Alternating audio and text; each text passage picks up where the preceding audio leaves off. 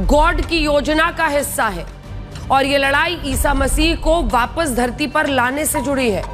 और इन अमेरिकी सैनिकों को यह भी बताया जा रहा है कि ईसा मसीह ने दुनिया खत्म होने से पहले अंतिम लड़ाई के लिए खुद राष्ट्रपति ट्रंप को चुना है और ये एक धार्मिक युद्ध है और ईसा मसीह इस मुश्किल वक्त में उनका साथ दें। और इसी दौरान इन पादरियों ने ईरान के खिलाफ युद्ध लड़ रहे अमेरिकी सैनिकों की रक्षा के लिए भी प्रार्थना की।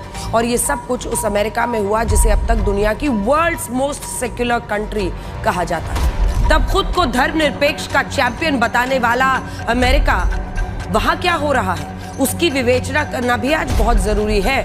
हिंदू देश भारत जैसे देश में अगर ये हो जाता तो विपक्ष के तमाम नेता खड़े हो जाते कि भाई ये क्या कर रहे हैं। आप सभी को जय मसीह की। मेरे प्रिय भाई ने इस वीडियो में बात करने वाले हैं, क्या ट्रंप के साथ प्रभु यीशु मसीह हैं?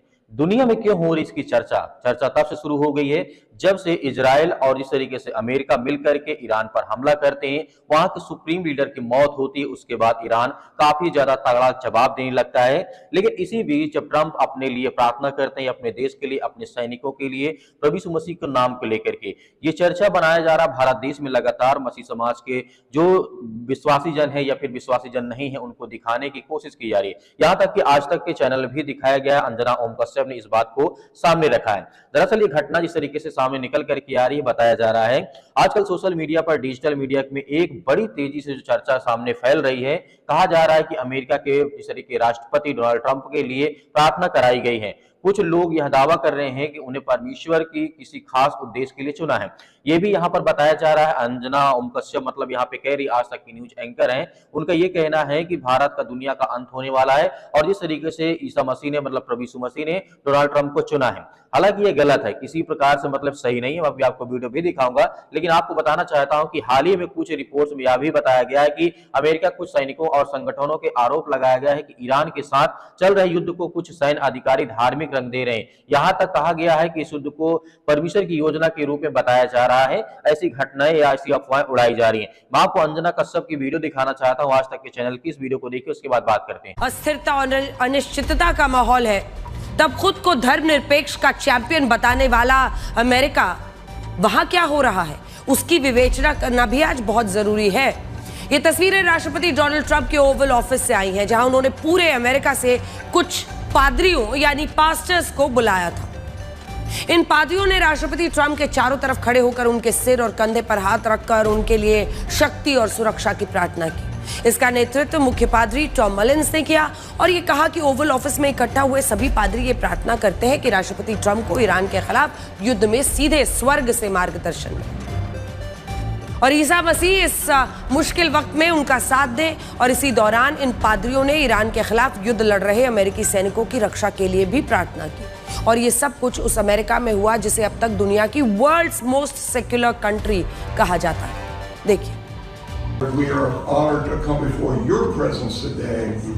हिंदू देश भारत जैसे देश में अगर ये हो जाता तो विपक्ष के तमाम नेता खड़े हो जाते कि भाई ये क्या कर रहे हैं। उसकी धर्मनिरपेक्षता पर सवाल खड़े होते, जो भी देश यहाँ पर ऐसा करता तो। लेकिन यहाँ अमेरिका पर सवाल उठाने वाला कोई नहीं। विरोधाभास तो यह है कि राष्ट्रपति ट्रंप ने ईरान पर धार्मिक कट्टरवाद को फैलाने का आरोप लगाया और अब वो खुद ईरान के खिलाफ इस युद्ध में पादरियों से अपने लिए प्रार्थना करवा रहे हैं। और ये कहा जा रहा है कि ईरान से युद्ध लड़ने के लिए ट्रंप को खुद ईसा मसीह ने चुना है। The guardian, the New York post और यहां तक कि अल जजीरा ने अपनी रिपोर्ट में बताया है कि राष्ट्रपति ट्रंप इस युद्ध को धर्म युद्ध बनाना चाहते हैं। मिलिट्री रिलीजियस फ्रीडम फाउंडेशन का दावा है कि जिन सैनिकों को अमेरिका ईरान के खिलाफ युद्ध लड़ने भेज रहा है, उन्हें यह कहा जा रहा है कि यह युद्ध आर्मागेडोन का हिस्सा है। आर्मागेडोन को कयामत की अंतिम लड़ाई कहा जाता है और यह माना जाता है कि दुनिया खत्म होने से पहले अच्छी और बुरी ताकतों के बीच एक अंतिम लड़ाई लड़ी जाएगी और ईरान से युद्ध वही अंतिम लड़ाई है। अमेरिका के एक सैनिक का यह भी दावा है कि उसके कमांडर ने उसे यह कहा कि ईरान का युद्ध गॉड की योजना का हिस्सा है और यह लड़ाई ईसा मसीह को वापस धरती पर लाने से जुड़ी है। और इन अमेरिकी सैनिकों को यह भी बताया जा रहा है कि ईसा मसीह ने दुनिया खत्म होने से पहले अंतिम लड़ाई के लिए खुद राष्ट्रपति ट्रंप को चुना है और यह एक धार्मिक युद्ध है। यहां एक सवाल यह भी है कि जब आप इस वक्त की ईरान की लड़ाई को देख रहे हैं तो क्या मिडिल ईस्ट के मुस्लिम देश इस बात को स्वीकार करेंगे कि राष्ट्रपति ट्रंप को एक मुस्लिम देश के खिलाफ युद्ध लड़ने के लिए ईसा मसीह ने चुना है? इस रिपोर्ट पर अमेरिकी संस्था council on American Islamic relations ने नाराजगी जताई और ये कहा है कि इस युद्ध को राष्ट्रपति ट्रंप मुसलमानों के खिलाफ पेश करके नफरत भड़का रहे हैं। लेकिन यहां आप ये सोचिए कि आखिर अमेरिका में क्या हो रहा है? क्या वाकई इसे एक धर्म युद्ध का रंग दिया जा रहा है?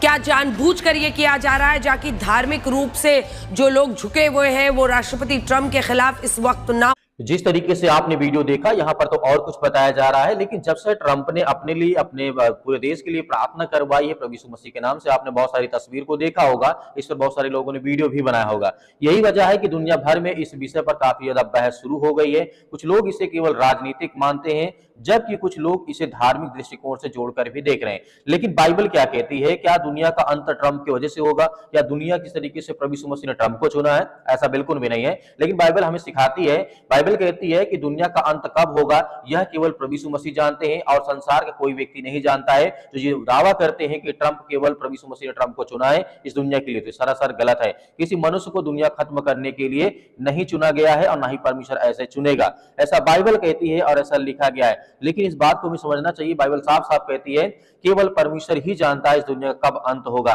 कोई इंसान, कोई आम नागरिक इसे नहीं बता सकता, नहीं कह सकता है। इसलिए जरूरी है कि हम हर खबर को समझदारी से देखें और सच में पहचाने। उन डरने की जरूरत नहीं है, बल्कि हमें विश्वास से प्रार्थना करने की जरूरत है, मजबूती के साथ खड़े होने की जरूरत है।